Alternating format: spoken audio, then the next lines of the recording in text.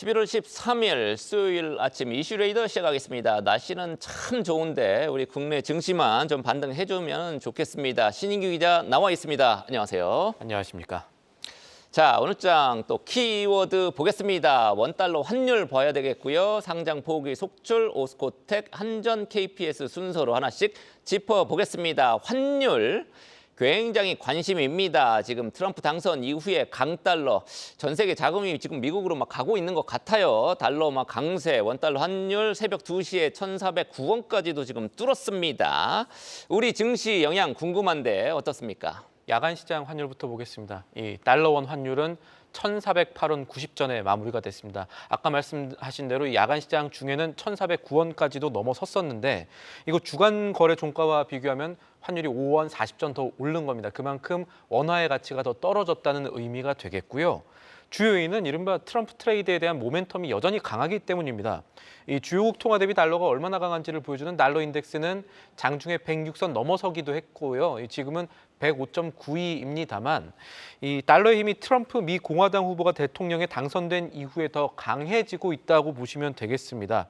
가상자산뿐 아니라 달러도 트럼프 영향받고 있는 건데 오늘 미국에서 나온 소식 가운데 하나는, 그러니까 달러의 힘을 더 강하게 만들었던 소식 중에 하나는 트럼프 행정부가 이 반중국 인사로 알려진 마코 루비오 상원 의원을 국무장관에 임명할 것이다라는 소식이 전해지면서 더 이런 점이 강해졌습니다. 중국에 대한 관세라든가 이 자국 우선 보호무역주기 더 강화될 수 있겠다라는 걱정이 커진 거죠. 맞습니다.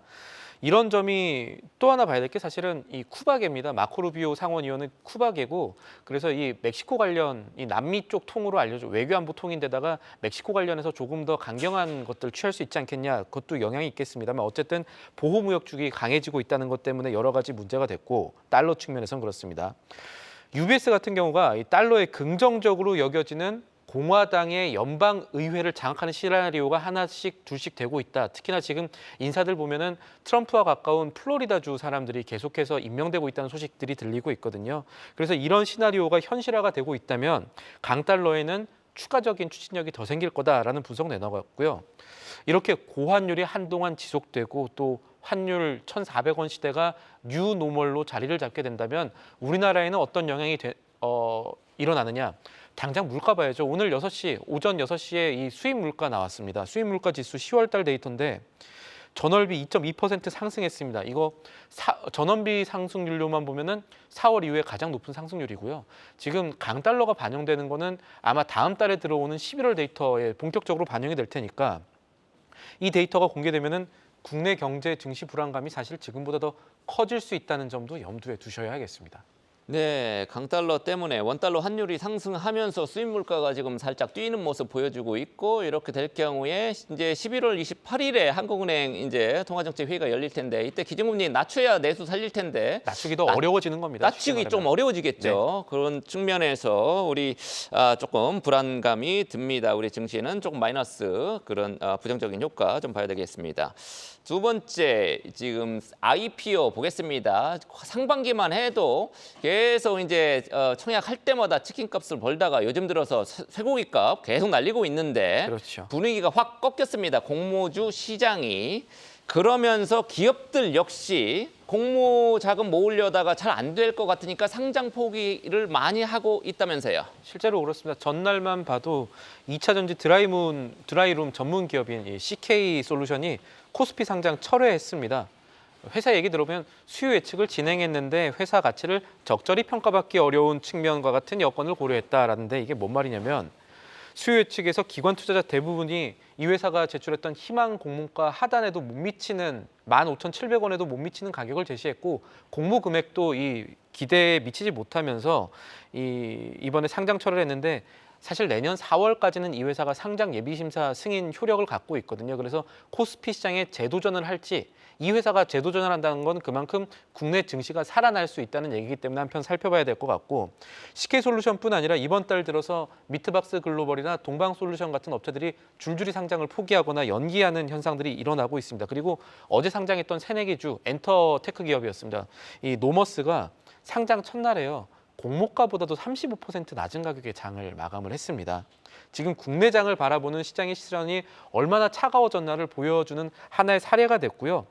수요 예측 단계에서 희망가 뛰어넘은 곳보다 이 희망가에 못 미치는 곳들이 더 많은 게 지금 현실입니다. 그동안에는 희망 공모가 무조건 넘어가면서 공모주 과열된 거 아니냐 이런 얘기들이 상반기에는 많았죠. 어떻게 보면은 그동안에 공모주 시장에서의 과열이 좀 정상화되는 상황이다. 이런 게 업계 얘기기도 합니다. 공모주 과열을 불러일으켰던 요인들이 몇 가지가 있었는데 그거는 그동안에 뭐 장이 좋고 밸류업 기대도 있었습니다만 이 소규모 운용사들이 재감적 펀드라는 걸 운영해가지고 이 공모가를 좀 뻥튀기 시키는 그런 것들이 있었는데 이거 금감원들이 좀 들여다보겠다라는 얘기들이 나오면서 이런 것들이 좀 자제가 됐고 또 한편으로 이제 증시에서 이렇게 공모주에 대한 시각들이 좀 냉철해지면은 시장에서 제대로 평가받을 수 있는 살아남을 수 있는 기업들만 이 상장 시장에 올라설 수 있는 그런 효과가 있는 것 아니냐라는 시각도 물론 일리는 있습니다만 국내장 투자 심리가 전반적으로 위축된 것 하나 봐야 될 거고 그리고 공모라는 건 결국 유망 기업들, 앞으로 더 기대되는 기업들이 자금 조달할 수 있는 창구라는 건데 이런 것들이 지금 위축된다는 거를 보면은 그동안에 금감원들이 취했던 어떤 스탠스, 이 공모주 과열을 잡기 위해서 여러 가지 카드를 꺼냈던 것들이 조금 철회된 가능성이 있느냐 이런 것들도 한편으로 이 시장에선 살펴봐야 될 부분이겠습니다. 네, 요즘에 분위기가 공모주 너마저 지금 시장 분위기가 이렇습니다. 작년인가요? 바두 사태. 네. 예, 거의 뭐 투자자 입장에서는 사기성 거의 뭐 지금 매출 뻥튀기 그 사태의 여파도 있었고요. 제일 문제가 우리 신 기자도 지적했듯이 공모가 뻥튀기인 것 같아요. 네. 우리 투자 입장에서 공모주 접근할 때 희망밴드 상단 또는 초과해서 공모가 설정하는 이 관행이 좀 싹 사라졌으면 좋겠습니다. 지금 어떻게 보면 그런 것들이 정상화되고 있다고도 볼 수는 있겠습니다. 네, 자, 세 번째 이슈 오스코텍이라고 여러분들 보셨을 거예요. 아마 네. 유한양행 이슈 때문에 맞습니다. 이 오스코텍 주가만 놓고 보면은 묘합니다. 요즘 급락하고 있는데 이슈가 굉장히 많고 그래서 어떻게 보면은 우리 한국 증시의 축소판이다 이렇게 볼 수도 있을 것 같은데 요 이슈 먼저 정리해 주시죠. 맥락을 좀 설명드리면요. 오스코텍은 제노스코라는 자회사를 두고 있습니다. 제노스코라는 기업들이 오히려 더 유명할 수 있습니다. 왜냐하면 이 기업이 국내 최초로 미국 FDA를 뚫어낸 폐약 신약 치료제 랭라자를 개발해서 유한양행에 기술 이전한 기업이거든요. 유한양행 주가는 많이 뛰었잖아요. 많이 뛰었죠. 이 로열티만으로 오스코텍 실적도 올해 적자 기업에서 올해 저번에 50억 적자였으니까 이번에 흑자 기업으로 전환을 할 전망입니다. 여기까지는 좋은데 최근에 말씀하신 대로 오스코텍 주가가 한 40% 정도 10월 22일 기준으로 40% 정도 떨어졌거든요. 38% 넘게 떨어졌으니까 왜 그러냐? 10월 22일에 무슨 일이 있었냐? 오스코텍이요. 자회사인 제노스코를 상장을 하겠다고 했습니다. 그러니까 소액 주주들 입장, 오스코텍의 이 제노스코 효과를 기대하고 들어왔던 아니면 예전부터 이 잠재력을 믿고 오스코텍을 투자했던 사람들을 어떻게 보면 뒤통수를 친 예, 또 결정이 쪼개기 상장입니다. 그래서 소액 주주들이 자회사 쪼개기 상장은 철회를 해야 된다라는 의견을 내고 지금 어떤 일들을 하고 있냐면 소액 주주들이 뭉치기 시작했습니다. 이 소액 주주 플랫폼 액트라는 곳인데 여기에 지금 모인 오스코텍 소액 주주 연대의 지분이 490만 주가 넘어섰습니다. 지분율로 치면은 13% 가까이 되는데 이게 의미가 있습니다. 지금 현재 오스코텍의 5% 이상 넘는 단일 주주가 김정근 오스코텍 대표밖에 없는데 오스코텍 대표 지분율도 지금 소액 주주 연대가 넘어선 것이거든요. 그래서 지금 주주 연대들이 제노스코를 상장하지 못하게 하는 뭐 소송이라든가 여러 가지 것들을 지금 준비를 하고 있습니다. 물론 회사 입장에서는 오스코텍은 제노스코뿐만 아니라 여러 가지 바이오텍 기업으로서 랭라자 말고 여러 신약들을 개발할 거기 때문에 이거 쪼개기 상장 아니고 우리 경쟁력 강화하는 것이라고 얘기를 하고 있습니다만 사실 주주 입장에서는 그렇게 쉽게 받아들여지기가 어렵죠. 그래서 지금까지 떨어진 주가를 소액 주주 연대들의 활동들이 다시 반전을 시킬 수 있을지 이런 국면들에 지금 접어든 것 아닌가라는 생각도 해볼 수가 있겠습니다. 네, 조금 욕심을 접었으면 좋겠습니다. 소액주주에게 이번 건은 좀 힘을 실어주고 싶은데요. 뉴욕 증시만 놓고 보더라도 애플이나 뭐 구글이나 뭐 알파벳이죠, 뭐 하나씩만 테슬라라든지 쪼개기 상장이 있습니까? 다 하나, 굉장히 주식가 중에 큰 거 하나만 지금 상장이 돼 있죠. 한국에서 유난히 지금 중복 상장, 쪼개기 상장이 많은 것 같은데요. 자, 마지막으로 조금 기분 전환을 하겠습니다. 한전 KPS. 요 종목에 대해서 한전 KPS는 이제 뭐 화력발전소라든지 원자력발전소 정비하는 그런 설비 회사이죠. 정비하는 회사입니다. 네. 그런 회사 여의도에서 지금 평가가 좋아지고 있다고 합니다. 왜 그럴까요? 3분기 실적 어제 나왔는데 실적 발표한 이후에 여의도 평가가 더 좋아지고 있습니다. 기대감은 있었는데 기대 심리를 충족할 만한 실적도 나왔고 여러 가지 상황들을 보면 괜찮다는 건데 일단 3분기 실적부터 보겠습니다.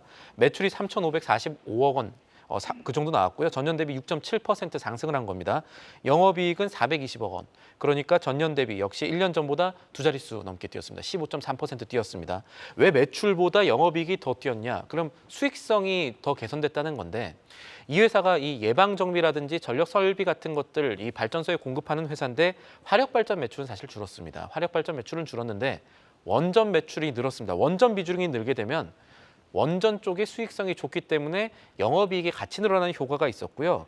이 원전의 계획 예방 정비, 그러니까 한전 KPS가 돈 벌 수 있는 시장이라고 하겠습니다. 이 시장이 1년 새 30% 늘었고 내년에는 더 늘 것 같다는 게 지금 증권가의 전망인 겁니다. 그래서 미래에셋증권 같은 경우는 이 회사의 목표가를 기존보다 좀 높여 잡았죠. 5만 5천 원으로 상향을 했고요. 외용 성장이 원전을 통해서 지속이 될 거고 내년에 EPS 그러니까 주당 순이익만 10% 넘게 뛸 것이다. 이런 점들을 반영했다는 겁니다. 그리고 한전 KPS는 밸류업 지수에 편입되어 있거든요. 이런 점들도 지금 앞으로의 이 회사를 바라볼 때는 긍정적 요인이 되겠습니다. 네, 지금 52주 주가 차트 방금 화면에 나온 걸 보니까 30% 넘게 많이 뛰었습니다. 응원하겠습니다. 지금까지 신윤규 기자와 함께한 이슈레이더였습니다. 계속해서 다양한 경제 이슈를 알고 싶다면 구독과 좋아요, 알림 설정 부탁드립니다. AI 캐스터 권미정이었습니다.